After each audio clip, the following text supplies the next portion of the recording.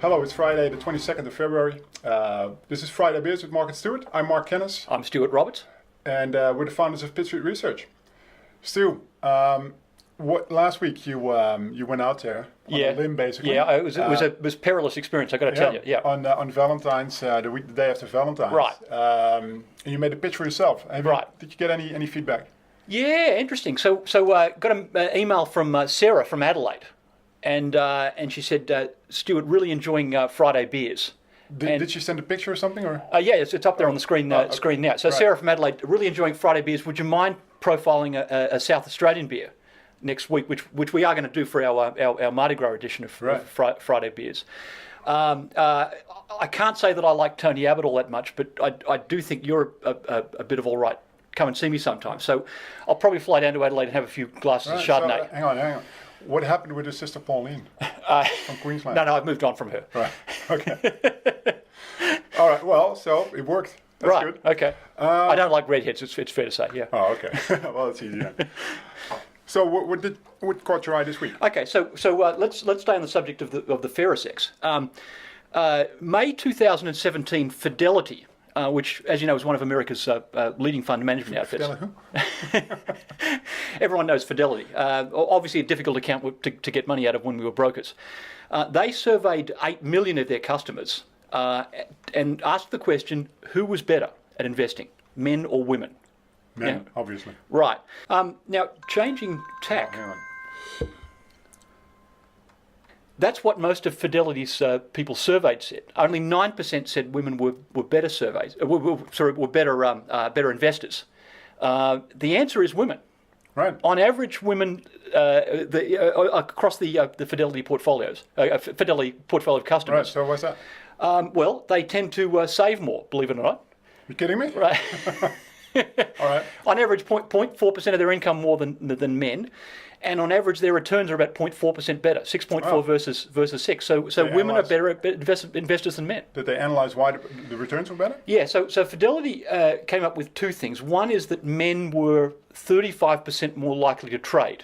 Now, as you know, if you trade too much, you then blow a lot of your returns on the transaction costs. Right.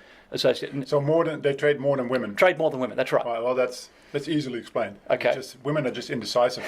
They don't know what to sell.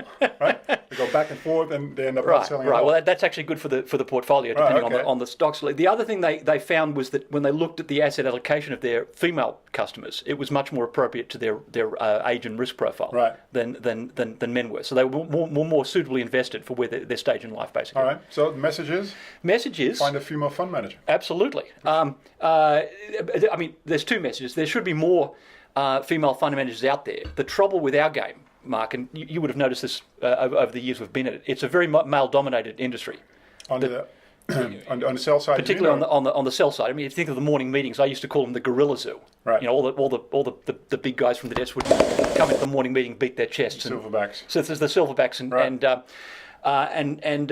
that was actually you could work that to your advantage. Come up with a contrarian idea, and the louder they grunted when in opposition to the idea, you knew you were right. Right. Now, can you imagine going to the morning meeting last week and telling them to buy Lovisa? What kind of pushback would you get? Which was a brilliant idea. Which was a great idea. You would have seen Lovisa went up 20% post their result. And that was with same-store sales in the store down 1.8% year on year, which is worse than what they were flagging. Obviously, the stock was heavily shorted. But I think all those silverbacks that you and I used to work with just would never have been into a store. You know, they would expect to go to Tiffany's for the jewellery they were buying for their wives and mistresses. Yeah. Lovisa would be low rent. Yeah. All right. Well, excellent. It's you mentioned Lovisa coming out with numbers. Right. Of course, it's earnings season, so we had a look at some of the tech companies coming out with results this week, right. And a lot of the time, especially sort of the middle part of last year, there was a lot of talk about high valuations for tech companies. You know, Ystech. Right. Altium, and there's a few more like that, with what some people call insane valuations. Well, if you look at what happened this week, Ystech had pretty good numbers. Altium had great numbers. Share price went up another 20%, even after the huge run it's had over the last few years. Right. So the so-called insane valuation is even more insane now. in the eyes of the bears on that one, right? If you don't look under the hood, if you don't go below the surface, that it might look insane. So we did a bit of a comparison with several tech companies, and we'll put that on screen now. But basically, you could say if you purely look at EV/EBITDAs, you could say Wisestack at 45 or 45.6. That's huge. It's insane. Right. You could say maybe the same for Altium at 35. And in that sort of context, Technology One at only 24 seems cheap. Okay. Right. But as a group, tech companies might seem very, very expensive, especially compared to banks or more traditional sectors. Right.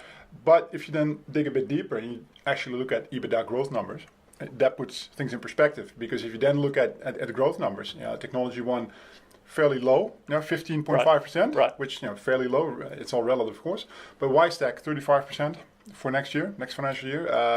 Altium 30%. And if you then relate EV/EBITDA to actual EBITDA growth, you get numbers, and we'll put them up on screen as well, that are actually very attractive, especially Altium. Even after the jump this week, it's still one of the most attractively valued tech companies out there, given the growth of EBITDA. So at just 1.17, which is just above 1, which is sort of equilibrium, it's still very cheap in my view. And actually, Technology One is the expensive one in this picture. Right. So we just thought we'd put that out there just as a comparison and just to put some... These are not companies we cover at Pitt Street, obviously, at the moment. No, we don't. It's we cover the smaller companies, but just to give some sense of valuation, and that what seems like an insane valuation is not always insane. Right. And so you've been covering the tech sector in Australia now for 3 or 4 years. The market's getting more efficient, but there's still room to improve that efficiency, shall we say? Yeah, actually, if you do screening based on EV/EBITDA to EBITDA growth, you can filter out all the gems on the market. And actually, when I first came here about 5 years ago,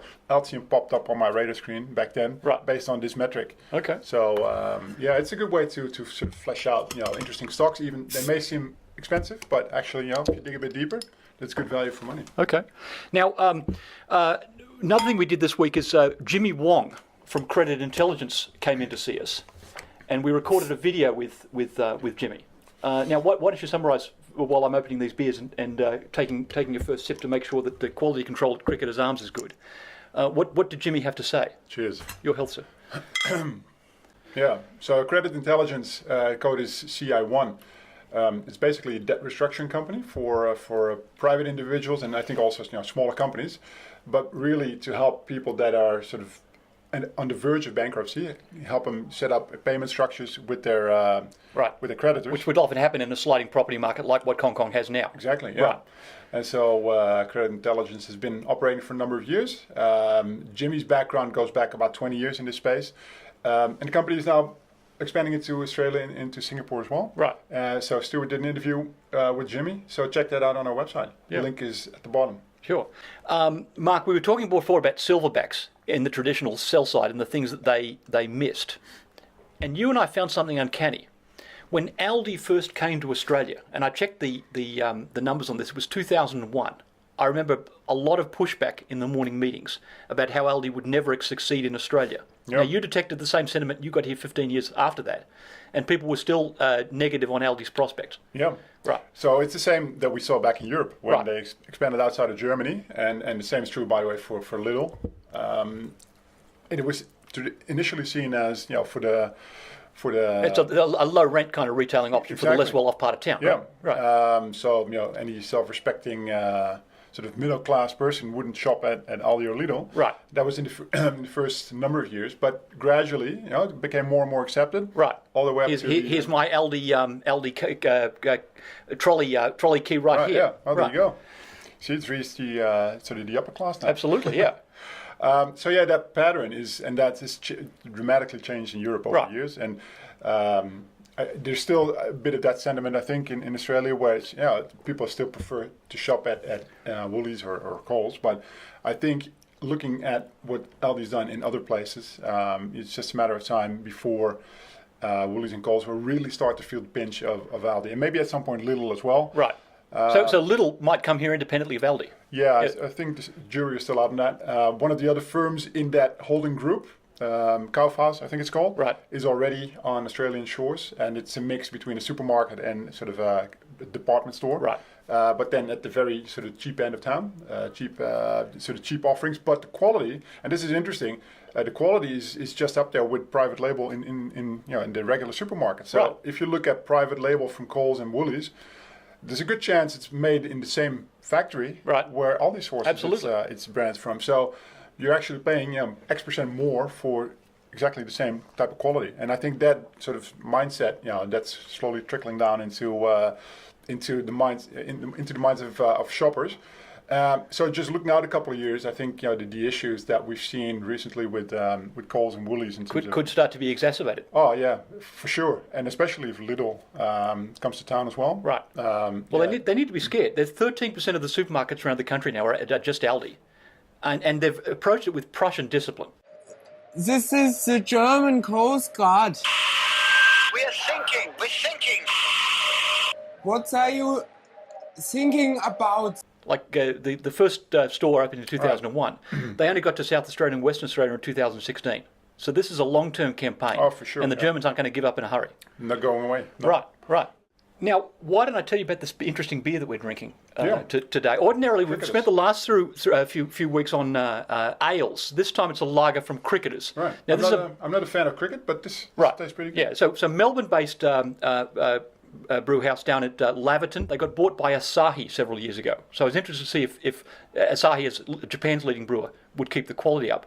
It's not bad. The secret to their success is basically use a lot of Amarillo hops. Amarillo is like Cascade on steroids. Right. So all that citrus, oranges and lemons sort of feel you can sense comes from the Amarillo. 4.6%, so fairly easy on the drinking. So I think it's fair to say that the Asahi rebadge from 2014 has done reasonably well. This one's going to be a dependable performer, I think, in bottle shops around the country. Excellent. Well, here's to another week of investing. Happy investing, and here's to getting through the reporting season unscathed. Sounds good. Cheers.